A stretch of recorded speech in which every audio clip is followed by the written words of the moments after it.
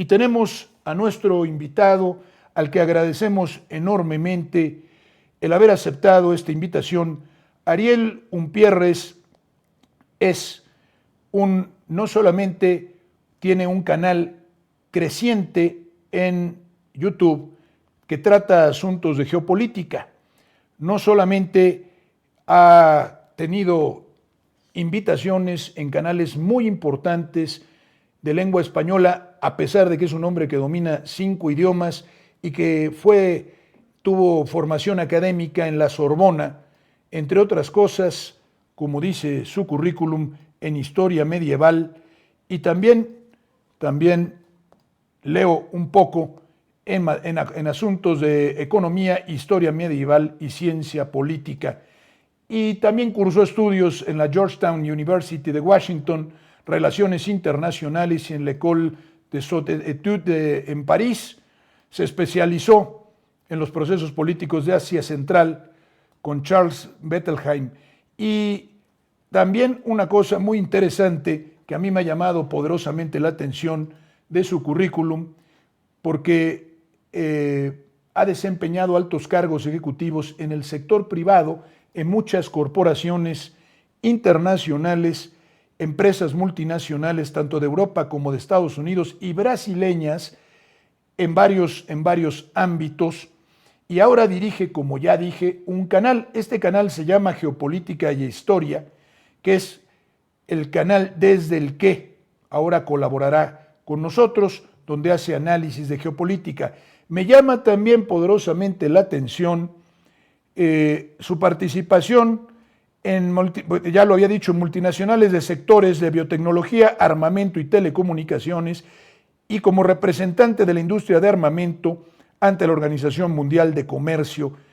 Pero su experiencia, más que sus estudios, es muy interesante porque no habla nada más de lo que ha estudiado, sino de lo que ha vivido como negociador ante la Unión Europea y los gobiernos de China, Polonia y de varios países del sudeste asiático, y un buen conocedor del entorno de negocios imperante en Asia y en Latinoamérica.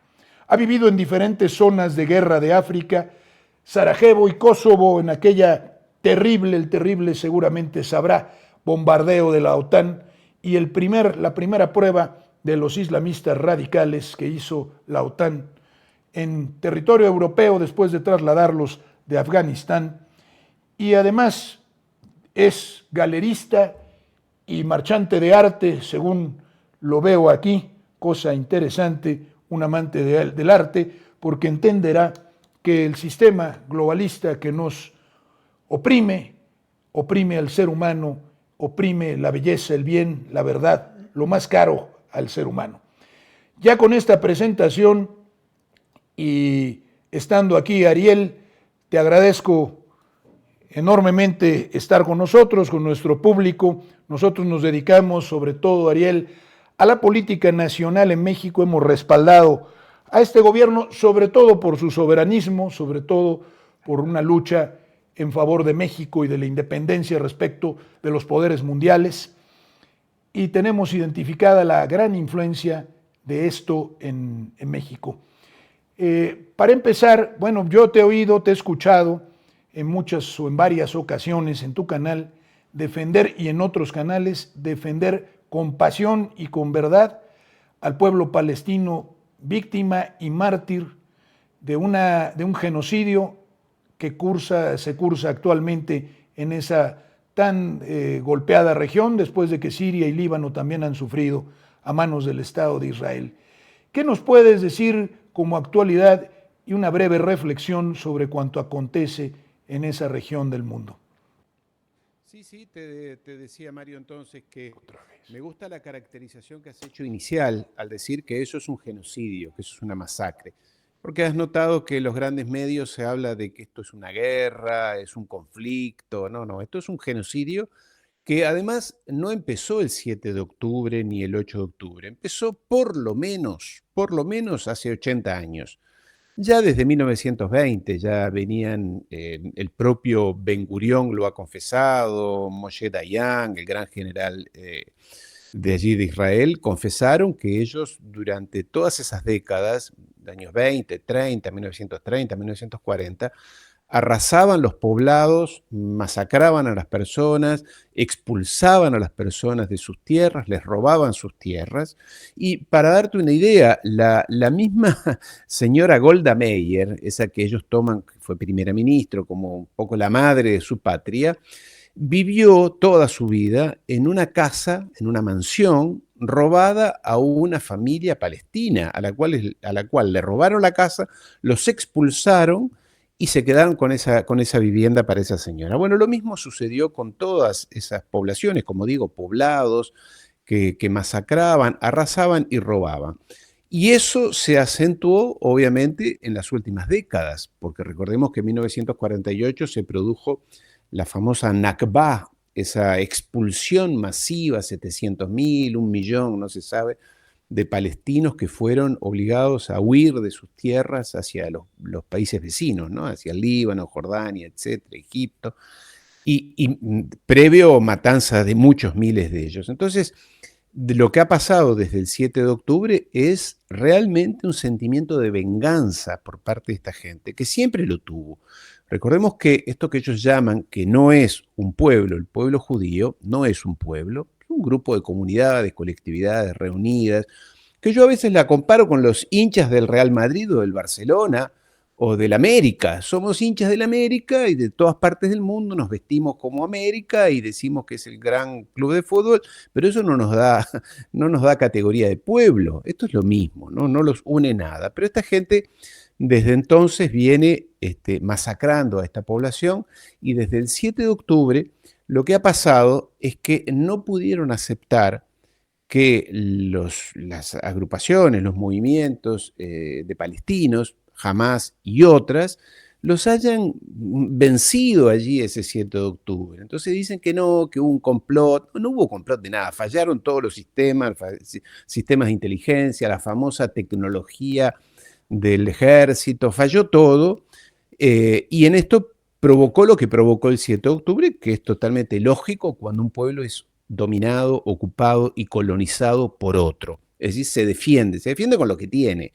Mi abuelo era resistente en Francia y se resistió a los alemanes que invadieron Francia con lo que tuvo, con esos grupos que cometían inclusive atentados, como era lógico. Al pueblo que se defiende está previsto en la Carta de las Naciones Unidas. Entonces, desde el 7 de octubre lo que ha pasado es que esta gente funciona, yo lo ejemplifico de esta manera, como perros rabiosos que estaban encadenados y que se les soltó la cadena.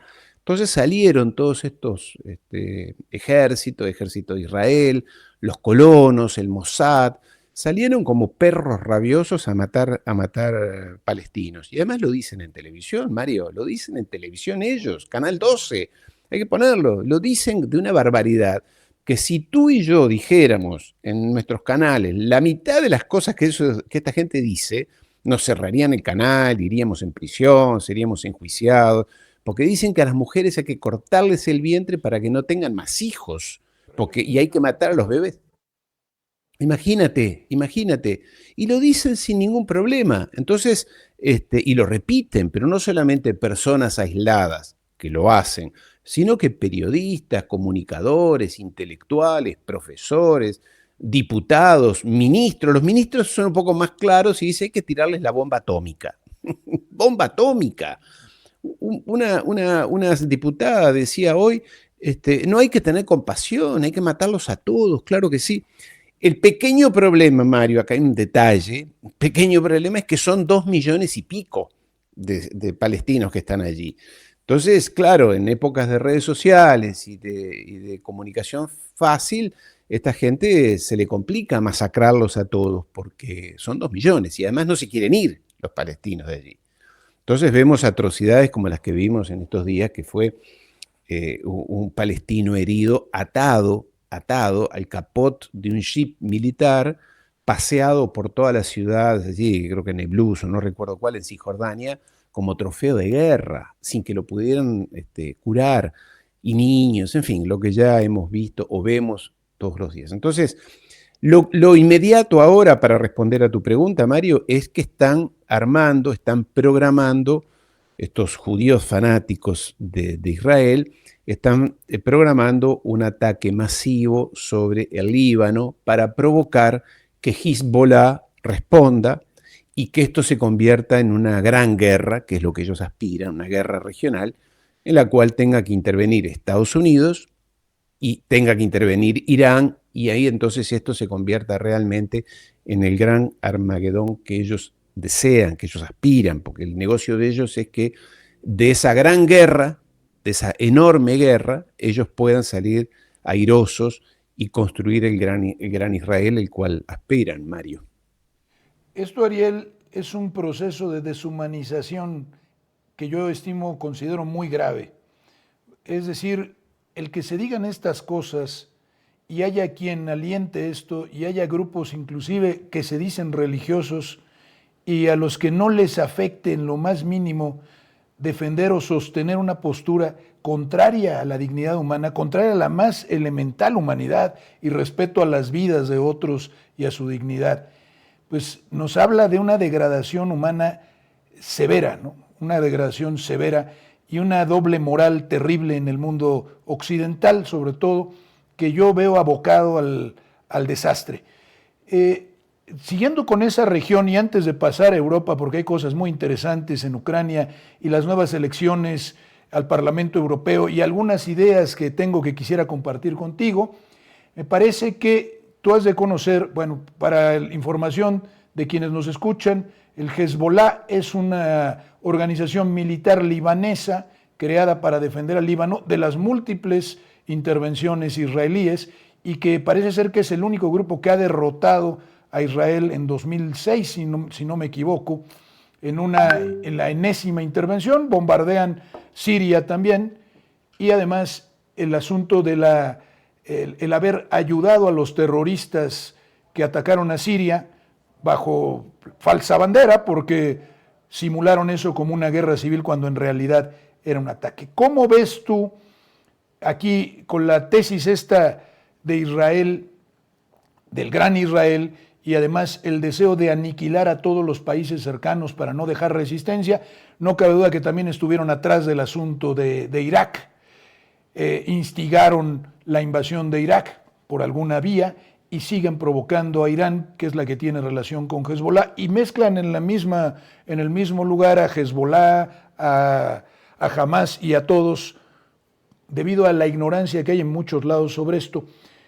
¿Cuál es tu previsión en el contexto general de esa región, interviniendo incluso Turquía, con los problemas que tiene y con su separación, bueno, de la OTAN o su alejamiento de Estados Unidos, su acercamiento a Rusia? ¿Qué va a hacer Israel y qué crees que va a suceder? ¿Crees que Israel pervivirá? ¿Crees que Israel se va a hundir? ¿Crees que todas las demás naciones van a terminar aniquiladas? ¿Cuál es tu previsión? Bueno, vamos por partes, Mario. Tú como buen mexicano apelas a tu conciencia, más bien católica, cristiana, donde no sé si eres creyente o no, no es mi caso, yo soy ateo, pero estudio las religiones en un sentido geopolítico. Pero tú valoras la religión como expresión de moral, de lo que está bien y de lo que está mal. Pero esta gente tiene una religión que funciona de manera completamente diferente. Por eso es que en Occidente es difícil comprender el judaísmo, porque para nosotros las religiones son eso, buscar valores de entendimiento, de compasión, de concordia. Bueno, para ellos no. Tú recuerda que para ellos, lo dicen en televisión y lo dicen los líderes y lo dicen los rabinos, el resto de la humanidad que no es judía son subhumanos, somos subhumanos. Y lo dice el Talmud, que es su libro de cabecera junto con el Antiguo Testamento, dice que los no judíos debemos ser sus esclavos. Estamos en el mundo para servirlos a ellos, que son 15 millones. Los judíos en el mundo son 15, 16 millones, incluida Claudia Sheinbaum. de paso, que dicen que ellos son el pueblo elegido y lo dicen repetidamente. Insisto con esto, porque alguien podrá decir, este hombre está con un complot. No, no, no, hay que buscar lo que dicen los rabinos todos los días y las familias judías todos los días, todos los sábados, en sus sinagogas. Somos el pueblo elegido, hemos sido designados con la luz para gobernar al mundo y el resto de los seres humanos deben aceptar que somos la élite del mundo. Y entonces aquí viene el problema, porque ellos son 15 millones y el resto somos 8.000 millones. Entonces es difícil esta ecuación de entenderlos a ellos. Pero ellos dicen, bueno, dado que esta gente no entiende, no nos acepta todavía, tenemos que provocar una gran guerra, una gran masacre, una gran plandemia o grandes plandemias. Tenemos que instalar la Agenda 2030, tenemos que establecer un gobierno mundial, tenemos que llevarlo a George Soros al mundo, sobre todo a América Latina, a generar todo tipo de conflicto, porque ellos lo que buscan es que los hermanos se peleen, los vecinos se peleen, México se pelee con aquel, Argentina se pelee con Chile, Francia se pelee con Alemania, y de esa confusión ellos van a salir triunfantes. Y que Estados Unidos se pelee con Irán, lo dicen, además lo dicen en televisión. Entonces, por eso hay que partir de la base que la valoración moral es completamente diferente. Entonces ellos no tienen ningún problema en decir que van a matar a los bebés, que tú y yo no lo haríamos y ni lo pensaríamos y menos aún lo diríamos. Ellos lo dicen porque dicen los bebés de los palestinos son subhumanos, lo dijo el ministro de Defensa. Entonces ese es el primer aspecto, ¿no? Es decir, que hay que partir de puntos cardinales completamente diferentes para entenderlos. Lo segundo es qué piensa esta gente. Ellos lo que creen es que tienen que fundar el gran Israel. Y aquí es importante, porque también lo dicen, se los dijo la Biblia, hay que referirse a la bandera de Israel. ¿Cómo es la bandera de Israel? La bandera de Israel tiene dos franjas azules y en el centro está la estrella de David. Esas dos franjas azules representan el río Éufrates y el río Nilo, porque ellos creen que el gran Israel tiene que estar del Éufrates al Nilo, o del Nilo al Éufrates. Es decir, no alcanza con lo que tienen. Ellos dicen que tienen que ser más grande Israel. Tienen que recuperar el desierto del Sinaí, de Egipto, una parte de Arabia Saudita, una parte hasta de Irán, otro pedazo de Siria, Líbano, Jordania, etc. Entonces tienen que extenderse más. Y para eso, como no tienen la fuerza, tienen necesidad de generar una guerra regional. Y lo tercero es que esta gente no tiene un plan B. Dijeron, bueno, vamos a masacrar a todos los palestinos. Bueno, los palestinos primero no se quieren ir de allí. Yo no sé, tiene un coraje esa gente que yo no sé si tú y yo lo tendríamos. Les han masacrado sus familias, destruido sus casas, no tienen agua, no tienen medicamentos, no tienen alimentos y no se quieren ir. En cambio, los judíos ricos ya se fueron todos de Israel, ¿no, Mario? No nos olvidemos de este detalle. La clase media alta, los dueños de empresas de Israel, ya huyeron todos, como las ratas que abandonan el barco. El aeropuerto Ben Gurión, hay días que explota de la cantidad de gente que se quiere ir, que regresan a sus países de origen, a Francia, Estados Unidos, Argentina, Brasil, etc. No quieren vivir ahí, no se puede vivir en ese loquero, en ese manicomio que han convertido Israel. Entonces esta gente no se quiere ir, como digo, los palestinos, entonces vamos a masacrarlos, pero no podemos matar a 2 millones, dirán. Entonces, ¿qué necesitamos? Que haya una gran guerra entre Irán, que son las potencias, y Estados Unidos. Y también ya los metemos a Hezbollah y a todas las otras facciones palestinas. El problema es que los iraníes, que son ese pueblo persa que tiene más o menos 5.000, 6.000 años de historia, ya saben algo de cómo gobernar, cómo relacionarse diplomáticamente con otros. Entonces no han caído en la tentación o en la provocación que les ha tendido Israel. Por ejemplo, matándole sus líderes políticos, sus científicos, bombardeando sus instalaciones, bombardeando su sede diplomática en Damasco hace 2 meses atrás. Ya no saben más qué hacer, no saben más qué hacer para provocar a los iraníes, para que los iraníes hagan una gran masacre y ellos puedan decir, recuerda que para los judíos el mensaje siempre somos la víctima. Nosotros somos la víctima, siempre están llorando que son la víctima, que el mundo no los quiere, que el mundo no los entiende, que mira lo que les hizo tal, lo que les hizo cual. eran 2 millones, ahora son 6 millones, ya no sabemos cuántas víctimas han sufrido. Siempre la víctima, somos la víctima. Entonces, en ese esquema, y han convencido a mucha gente que son la víctima. Para eso está Hollywood, ¿no? Obviamente, todas las películas de Hollywood te hacen llorar acá. O por lo menos así parece. Yo no quiero desacreditar tu canal ni provocar ira de nadie, pero yo como historiador, es curioso, es un tema que yo no puedo estudiar. Por ley, yo no lo puedo estudiar. Porque si yo estudio y pongo en duda el cuentito oficial, estoy bajo penas legales en países, otros de Francia, de ir preso. Eso no se puede tocar. Ellos lo contaron y tú lo tienes que comprar. No puedo, yo puedo investigar cualquier cosa de la historia, menos lo que ellos han contado y que han dicho que es la verdad. Así parece, no lo sé. Pero en todo caso, ellos necesitan esa guerra. ¿Y cómo hacer para que Estados Unidos entre en la guerra y se pelee con los iraníes? Y bueno, haciendo esto que están planeando en estos días, en estas horas, que es una gran incursión sobre el Líbano, provocando a eso que es Hezbollah. Hezbollah es un partido político con un brazo armado. Es un partido político con un brazo armado que defiende lo que es el territorio de ellos, que es el Líbano. Entonces, pero que es muy poderoso. Y como tú decías, ya los corrió a patadas en el 2006 a los judíos que incursionaron allí. Entonces ahora se sabe que están mucho más armados, mucho más organizados. Lo que ellos prevén, mira qué macabros son, mira qué macabros y rocambolescos son, Mario, estos líderes judíos de Israel. Ellos dicen, provocamos en el Líbano a Hezbollah, obviamente que nos va a ir muy mal, y aquí va a venir papá Estados Unidos a protegernos. Que para eso están 2 altos oficiales del ejército, altísimos oficiales del ejército de Israel, están en Washington, estuvieron en realidad, avisando, mira que vamos a hacer esto, necesitamos tu protección. Y Jack Sullivan y Blinken, que son los 2 altos funcionarios norteamericanos, ambos con nacionalidad israelí, porque son judíos, le dijeron, sí, papá, Estados Unidos te va a proteger. Entonces tienes carta blanca. Y lo mismo ha dicho Macron, lo mismo ha dicho Scholz en Alemania y en Francia.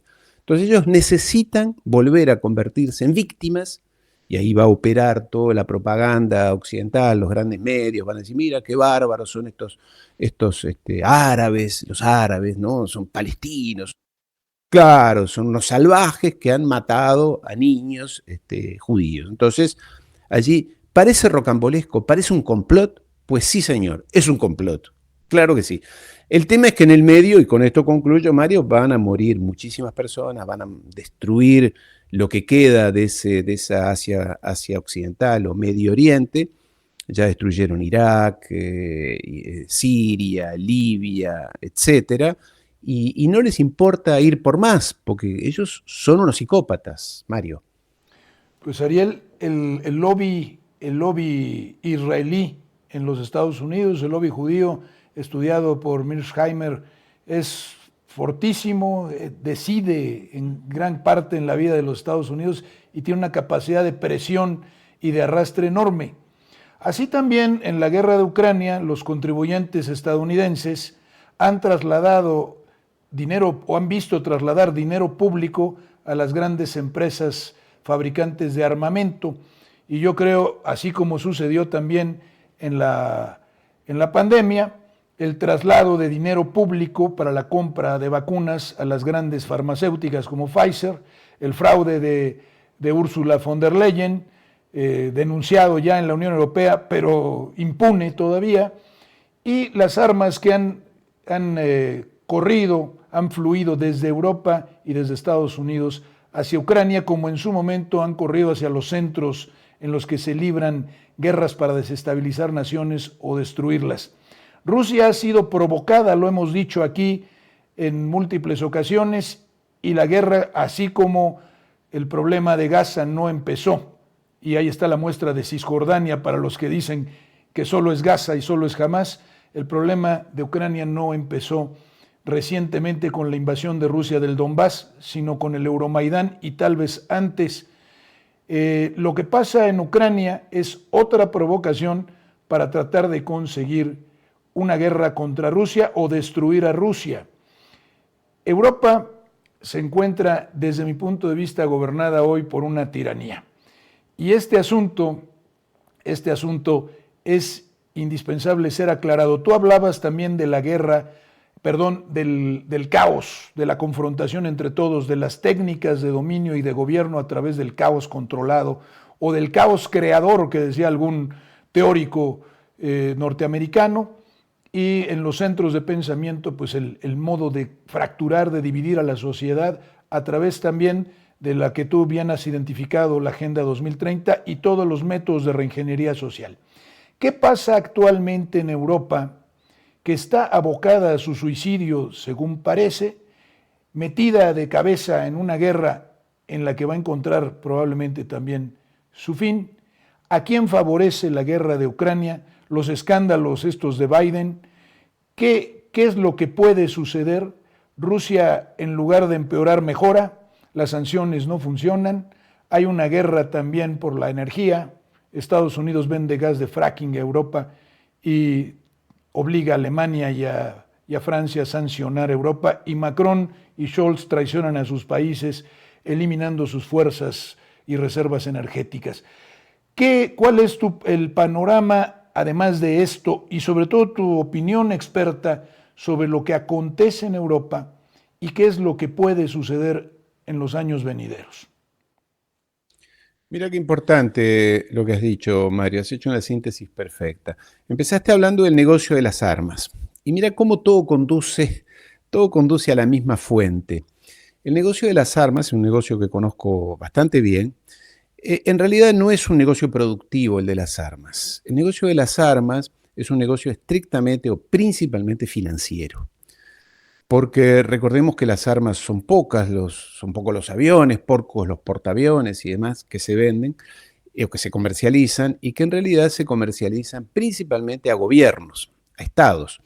¿Y qué hacen los estados o qué hacen los gobiernos de todas partes del mundo para poder comprar armas? Se endeudan, porque nadie tiene el cash para comprar 20 F-35 o un portaaviones, se endeudan. Entonces es un negocio financiero. Y la pregunta que tú y yo conocemos es, ¿quiénes son los grandes financieros de Occidente? La familia Rothschild, la familia Morgan, BlackRock, en fin, Vanguard. Y cuando tú empiezas a desarmar esa estructura, ese engranaje financiero y de empresas y demás, llegas a pocas familias o a pocos nombres, que casualmente todos son judíos. Pero esto no es un complot, hay que estudiar, cosa que tú haces y yo hago y muchos hacemos. Estudiamos. Entonces cuando llegas al punto culminante te encuentras que están en el conflicto de Israel o la guerra de Israel o el genocidio de Israel, las mismas familias que están en el conflicto y la guerra de Ucrania. BlackRock se ha comprado o se ha quedado con lo que queda de Ucrania. Zelensky, importante hombre de la colectividad judía de su país, nieto de un rabino importante de la colectividad judía ucraniana, tiene obviamente sus vínculos estrechos con Israel y con la colectividad judía de los Estados Unidos y de Europa.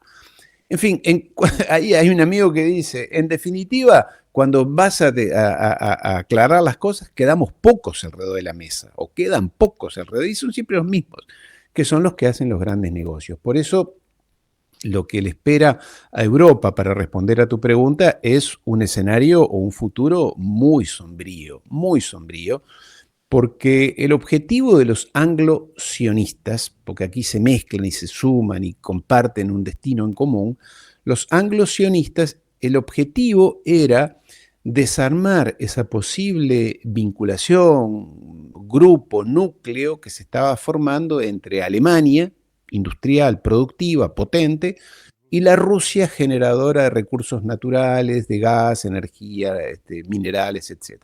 Se estaba fusionando, se estaban sumando, agrupando, que fue lo mismo que pasó en la Primera Guerra Mundial, antes de la Primera Guerra Mundial, y después de la Primera Guerra Mundial, antes de la Segunda Guerra Mundial.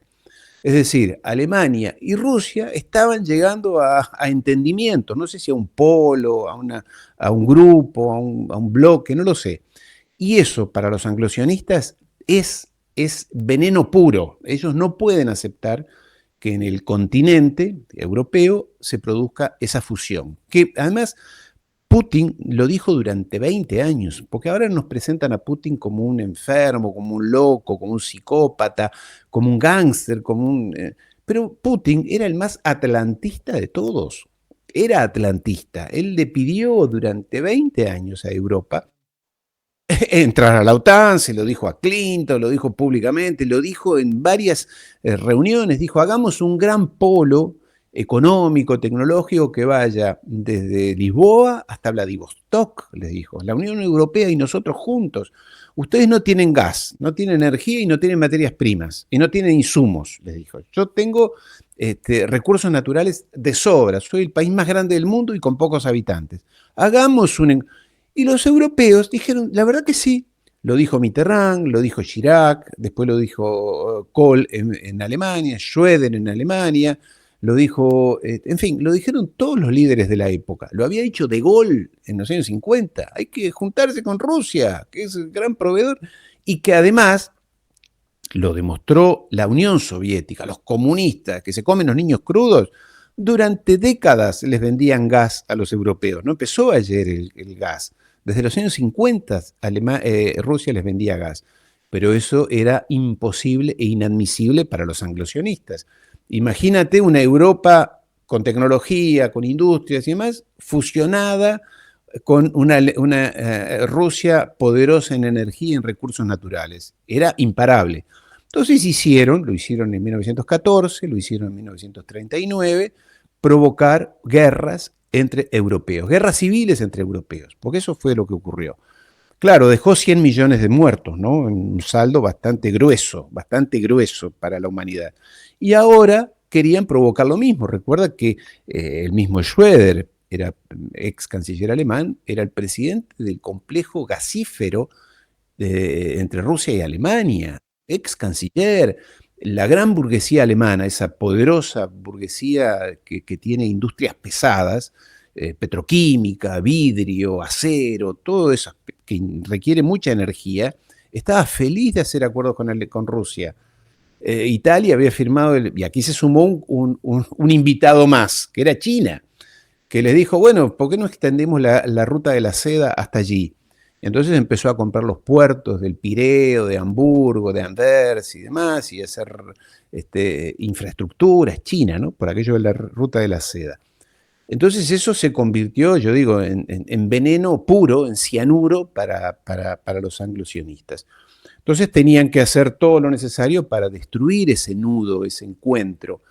Inventaron y encontraron en ese país que es Ucrania, el país más corrupto del mundo, más mafioso del mundo, más destruido institucionalmente, lo ideal. Y allí teníamos a una Victoria Nudelman, ella no se llama Nuland, se llama Nudelman, ha camuflado su apellido judío desde el Departamento de Estado con toda esta gente, estos neoconservadores, que encontraron terreno fructífero para hacer ese, como tú decías, el Euromaidán, la primera revolución de color allí, que les costó 5.000 millones de dólares, dijo Victoria Nuland.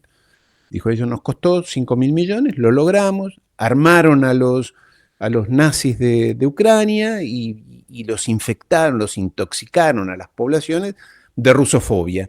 Y lo lograron, en 10 años lo lograron, entre 2014 y 2020 lo lograron. Y aquí tienes el resultado. ¿Qué le dijeron a Zelensky, muchacho importante de la colectividad? Le dijeron, mira, tú lo único que tienes que poner es de carne humana, soldados.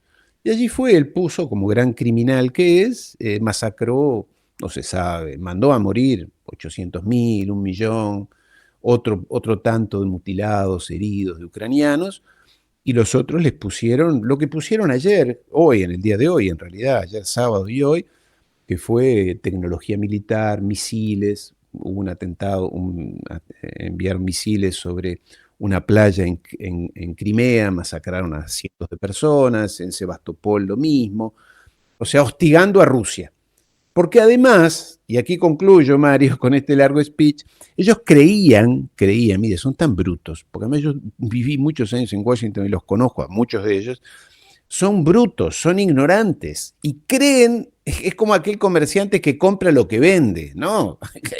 Hay que vender, no comprar lo que uno vende. Ellos les mienten a la gente y compran sus propias mentiras. Ellos creían que Rusia se iba a quebrar económicamente con las sanciones. Dije, no, a Rusia lo quebramos. Me lo dijo el ministro de Finanzas de Francia, dijo, con las sanciones que le vamos a aplicar, la quebramos a Rusia, el gobierno del Kremlin se desbanda, Putin lo vamos a llevar preso a La Haya, y ahí vamos a desmembrar a Rusia. Bueno, nada de eso ha funcionado. Al contrario, las que más han sufrido son las empresas y las sociedades europeas, que mira, hoy pagan el gas y el combustible 4 veces más caro de lo que lo pagaban antes, las empresas cierran, desocupación, bajos salarios, en fin. Estamos ante un escenario de grandes personas que tienen esto del destino manifiesto, se creen que son realmente los que van a gobernar el mundo por siempre, y además son brutos, no estudian, no son capaces de entender que las cosas son más complejas que lo que les escriben en papers los chicos de los think tanks de Washington o de Nueva York, que son un copiar y pegar de toda la vida. Los conozco a varios de ellos y he trabajado en uno de ellos. De una falta de seriedad y de profundidad increíble. Disculpa el speech tan largo, Mario. No te preocupes, Ariel. No, siempre aprendemos. Mira, hay un asunto que hemos aventurado. Emmanuel Todd, un filósofo francés, geógrafo y demógrafo, que creo que es de los pocos que todavía de la disidencia son recibidos o que tiene un pensamiento diverso en los platós televisivos franceses, porque muchos otros están perseguidos y algunos hasta han entrado a la cárcel.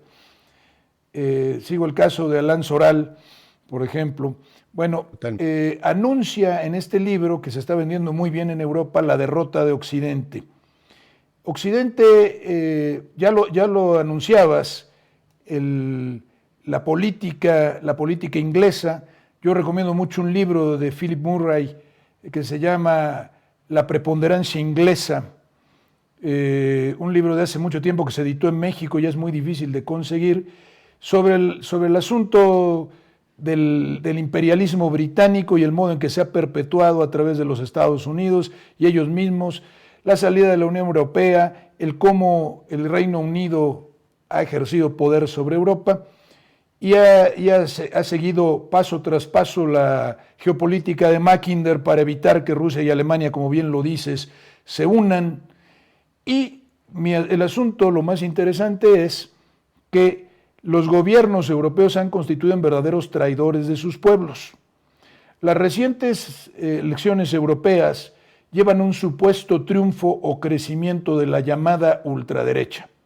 Yo creo que ya muy asimilada todo el sistema, y yo creo que es una vuelta de tuerca y un acto de gatopardismo. Ahora se le anuncia al pueblo que hay un peligro gravísimo y que se llama ultraderecha, y estos ultraderechistas están a favor exactamente de todo lo que están a favor los socialdemócratas de antes, o los demócratas cristianos, o todos los partidos tradicionales. ¿En verdad está en peligro la democracia? ¿Tú crees que en Europa ha muerto la democracia y que votar por un partido es lo mismo que votar por otro? O dicho de otra manera, que ya actualmente solamente existe un partido en Europa, el partido del sistema. Totalmente, mira, Mario, y no solamente en Europa, en los Estados Unidos y en gran parte de los países occidentales. ¿Quiénes son los candidatos a presidente, a diputados, a gobernadores en todo Occidente? Aquellos que el sistema quiere, que los poderosos quieren, aquellos que dicen lo que hay que decir, que no dicen lo que no hay que decir, que están dispuestos a la corrupción, que son, como decía alguien por allí, por el Caribe, que son lambebotas del poderoso de turno. Y quien no dice o hace lo que hay que hacer, pues no aparece en televisión, no recauda fondos para hacer su campaña política, y ahí se muere de inanición cualquier candidato de la naturaleza que sea, porque hay algo que nos han engañado, y yo como latinoamericano lo reivindico siempre.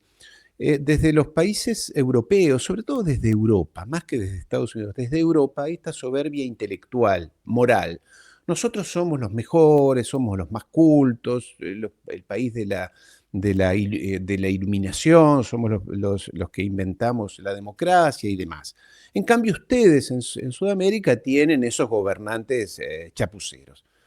Y la verdad es que tan chapuceros o peores son ellos, ¿no? Tan chapuceros o peores. Y si en América Latina no hay mejores candidatos, no hay mejores presidentes, no hay mejores políticos, es porque ellos no quieren que hayan. Porque tenemos en América Latina estas oligarquías criollas, del color que quieras, en cada país las hay. Estas oligarquías criollas antidemocráticas, racistas, elitistas, golpistas, criollas, criollas, nacidas acá, hablan español, no hablan, sí, hablan otros idiomas, por supuesto, pero que son de acá, que siempre están jugando en contra de la democracia y siempre están jugando en contra del pueblo y de la redistribución de la riqueza y de la potencia de estos países. Yo siempre digo, yo soy uruguayo, no soy argentino, vivo en Argentina por casualidad, pero y admiro mucho a la Argentina. Este era un gran país, tenía industrias de todo tipo, industrias pesadas de todo tipo, hasta nucleares. Pero las oligarquías nacionales, siguiendo las órdenes de afuera, desarmaron todo. Entonces se ha convertido este país, pobre país, querido país, admirado, en un centro de intercambio, te diría de comercio, pero han destruido, han desarmado toda la potencia que es la industria y demás de estos países. Y por ende, de la política. Porque tú no me vas a decir que en México hay solamente 3 personas inteligentes que pueden gobernar el país. Yo creo que hay muchos más. En Argentina lo mismo. Tú no me puedes decir que las únicas opciones son Macri o Milei. Yo creo que hay, o Cristina Kirchner, yo creo que hay muchos más. Y sé que hay más. Pero claro, esos no llegan nunca. Lo mismo en Europa. Macron. Yo conozco bien Francia porque he vivido ahí toda mi vida, mi familia es de ahí, etc. En Macron, 6 meses antes de ser candidato a la presidencia, no lo conocía nadie, Mario. Era el ministro de Finanzas. ¿Quién conoce al ministro de Finanzas? Tú, yo y 20 más. Pero los franceses no sabían quién era. Lo que no sabían, se enteraron después, que era un ex empleado de la banca Rothschild, de toda su vida de la banca Rothschild. Hizo su fortuna en la banca Rothschild. Y por eso fue ministro de Finanzas, casualmente. Él no es judío, ¿no? Pero lo pusieron allí. Y cuando lo inventaron, fue un golpe de Estado que se dio contra otro candidato que venía mejor perfilado que él, pero como era católico, de la derecha también, pero digamos, no se adaptaba mucho, dijeron, a este lo corremos, lo sacamos. Entonces pusieron a Macron. Y Macron llegó y dijo, y el presidente el señor Rochi dijo, sí, era muy buen empleado nuestro. Lo mismo Pedrito Sánchez, Scholz, Rishi Sunak, son todos de una mediocridad intelectual, de una mediocridad personal y de un nivel de corrupción, obviamente sus ambiciones los tapa. Entonces, ¿no hay democracia? Claro que no hay democracia. En los Estados Unidos, vayamos a los Estados Unidos, yo participé como voluntario porque quería ver cómo era una elección presidencial en los Estados Unidos en el año 2012, en la reelección de Obama. Me fui a vivir a Chicago, estuve en el equipo allí como voluntario, y lo que vi es una cosa muy sencilla. Aquel que tiene más dinero, que recauda más dinero, es el que llega. No es que llega el más inteligente, el más capaz, el más carismático, el que esté más comprometido con el futuro de su país, el mejor estadista. No, ese no llega, llega el que junta más dinero. ¿Y quién es el que junta más dinero? Entre los poderosos, en Wall Street, en las empresas de armamento, en las empresas financieras, en las farmacéuticas, son los que le ponen el dinero de verdad. Es una campaña muy cara, excesivamente cara. Entonces llega el que mejor se adapta o el que mejor conviene. En el año 2008, el que mejor convenía era Obama. Un negrito, parecía bueno, venía de la CDD, no iba a cuestionar nada, tampoco era tan negrito, era medio blanquito, tenía un discurso progresista en una Estados Unidos que venía de una crisis financiera de Lehman Brothers y demás, más que la crisis financiera, fue un robo organizado, en fin, era la figura que mejor se adaptaba para por lo menos enmascarar todo ese caos que habían generado. Entonces en Europa pasa lo mismo. Claro que hay gente más inteligente, más proba, más comprometida con el futuro de sus países y de sus pueblos. Pero esta gente son de una crueldad, de una falta de compromiso, de mentirosos, engañosos, sin escrúpulos, Y la verdad es que, y pasa lo mismo, creo yo, en todos los países latinoamericanos, no me meto con México porque ustedes son mexicanos, pero en fin, este, pero en América Latina, ¿cómo puede ser que esté pasando lo que está pasando? Bueno, pero esto es en la obra de los anglosionistas. Ellos dividieron este gran continente que debería haber estado dividido en tres partes o tres países. Lo que podría haber sido un país del Río de la Plata, Perú y Centroamérica, si quieres, por decir grandes, y lo han dividido en 28 países para así divide y reinarás, el viejo truco que ellos aplican desde siempre. Entonces, la verdad es que el futuro de Ucrania a nadie le importa, y menos aún el de los propios ucranianos. Esos son números. Allí decía el señor de las papas fritas, decía hasta el último ucraniano, ¿no? Lo mismo con los palestinos, hasta el último palestino. Y mira qué curioso, porque lo leí hoy a la mañana en un informe, una parte importante de las armas que Occidente envía a Ucrania están en México. Lo leí hoy, están en México. Digamos eso. Mira, Si nos pasaras la información, te lo agradecería. Está en un portal importantísimo, Armed Forces Press, está diciendo, ya no se puede ocultar, el ejército mexicano ha identificado junto con la Policía de Fronteras de Texas que muchas de las armas cortas y lanzagranadas de que estaban en Kiev llegaron para el cartel del noreste, cosa que después te paso el link para que lo veas. Entonces, pero esto ya se sabía de todas maneras, ¿no? Entonces, claro, y como decía López Obrador, qué casualidad que en Estados Unidos nunca hay capos de la droga, todos los capos son latinoamericanos. Y como decía Petro, estamos cansados de poner muertos, ¿no? Estamos cansados de poner muertos con esto de la droga. Pero en fin, mezclo un poco todo, pero todo merece algún comentario. No, está bien, y además es poco tiempo para tan extenso conocimiento y análisis del mundo. Perdona. ¿Qué crees, Ariel? Hay una tendencia, no sé si sea irrefrenable, no sé si sea irremediable, a construir un gobierno mundial a través de organizaciones, de organismos internacionales y de grandes corporaciones. Es decir, tal vez una distopía de estas que se soñaban, o pesadillas distópicas, de un gobierno privado controlando la totalidad del mundo y todo siendo en régimen de esclavitud práctica.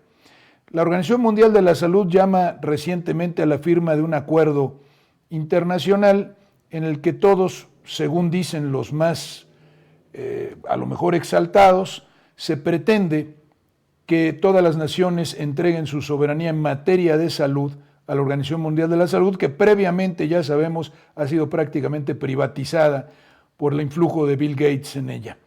Así, muchos organismos, muchas fuerzas internacionales y muchas grandes corporaciones tienen mucho más poder y potencia que muchas naciones, que muchos estados, que muchos gobiernos.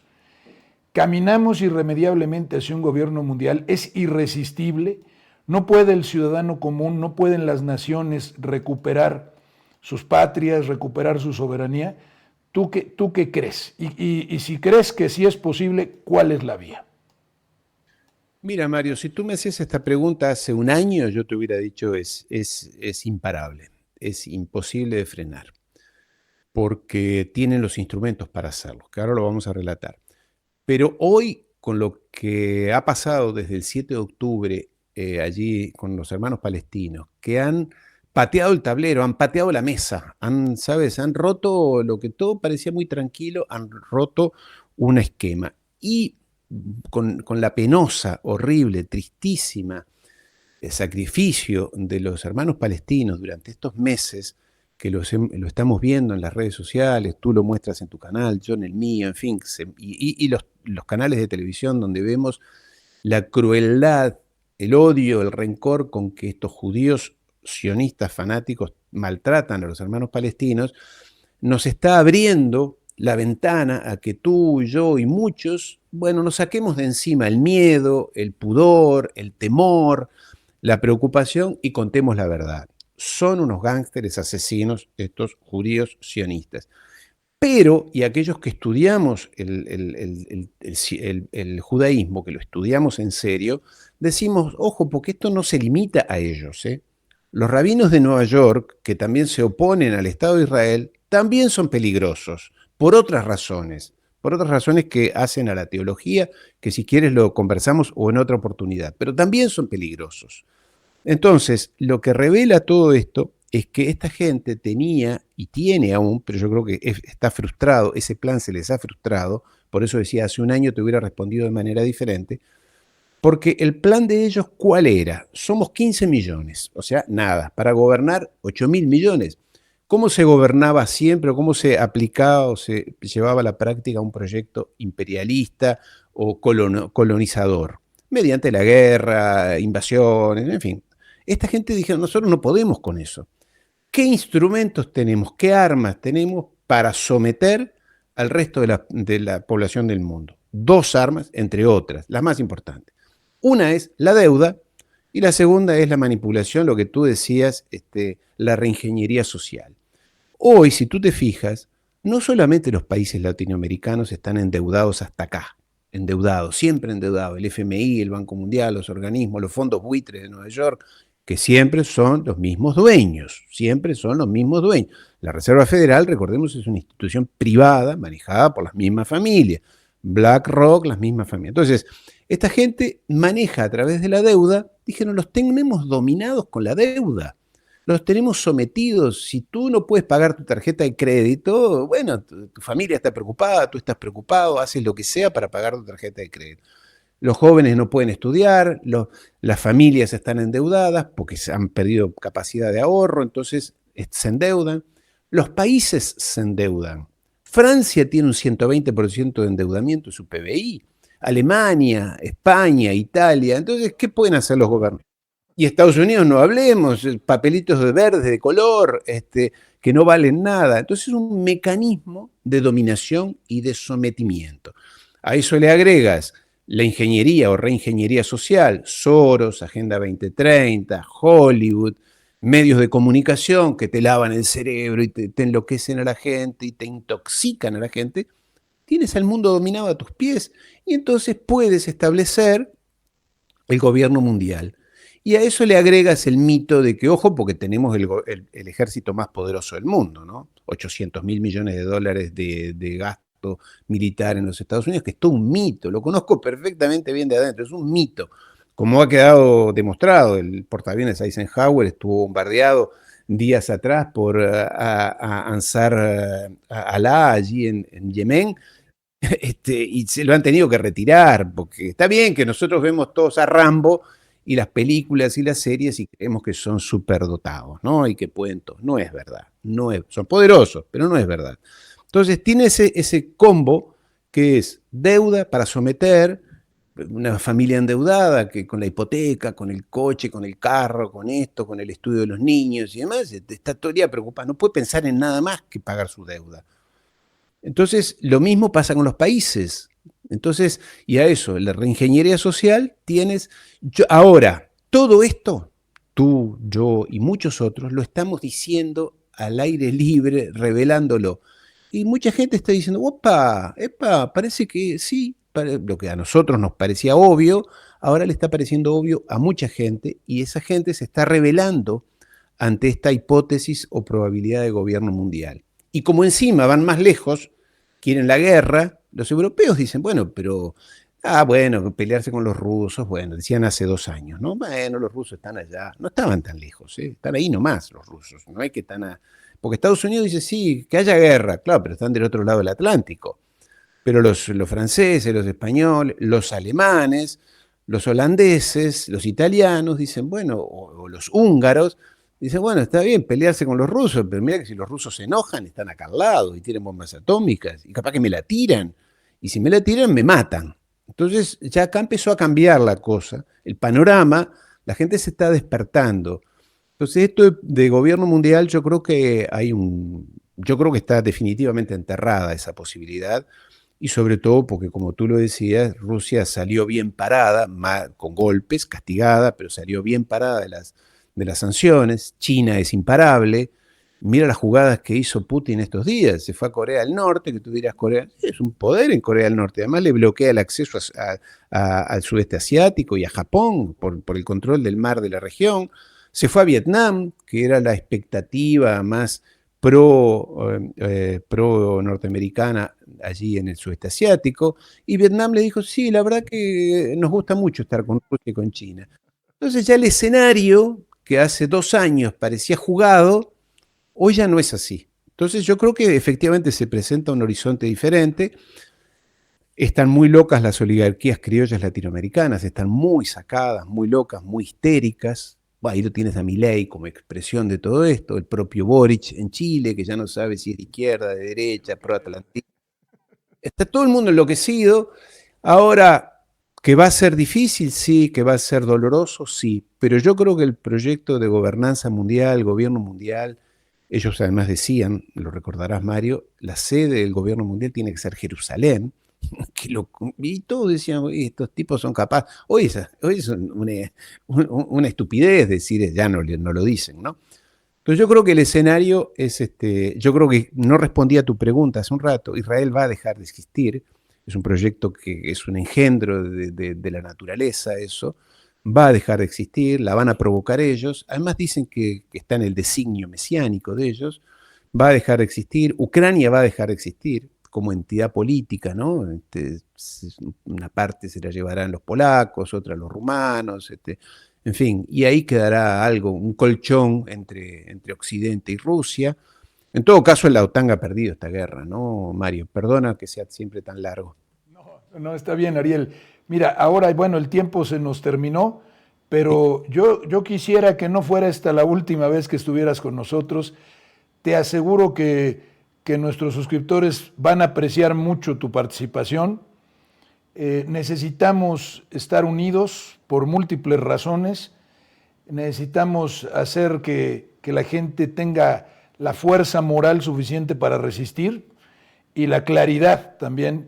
Y creo que de algún modo tú lo haces, contribuyes, bueno, y de un modo muy eficaz.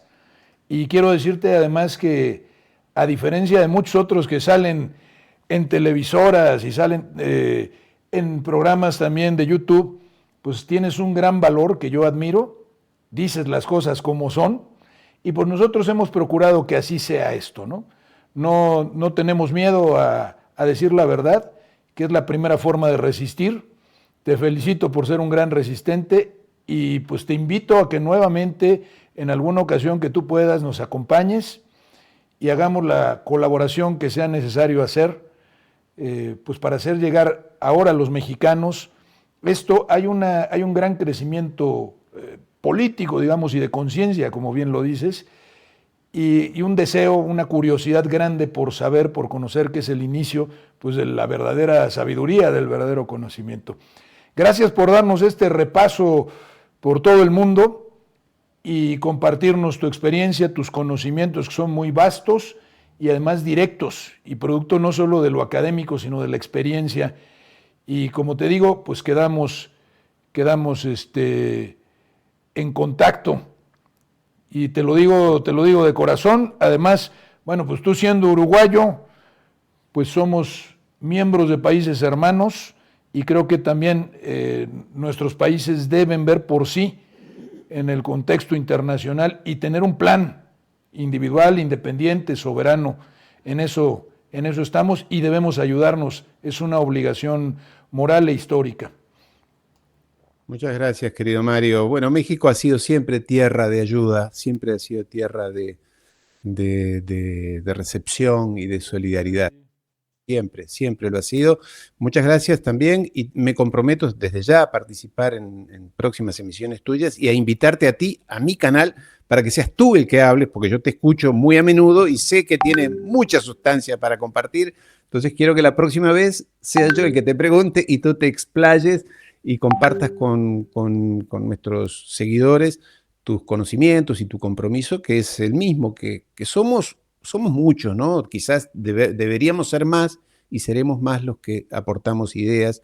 Pero bueno, aquí estamos en esta lucha, en este compromiso con la verdad y con ayudar al resto de las personas que nos siguen a tener una visión un poquito diferente sobre con respecto de lo que cuentan los grandes medios. Así que Mario, un fuerte abrazo, muchas gracias y saludos a Alejandro también, a tu equipo, todo muy profesional. Muchas gracias. Gracias, Ariel. Otro abrazo para ti. Estaremos en contacto.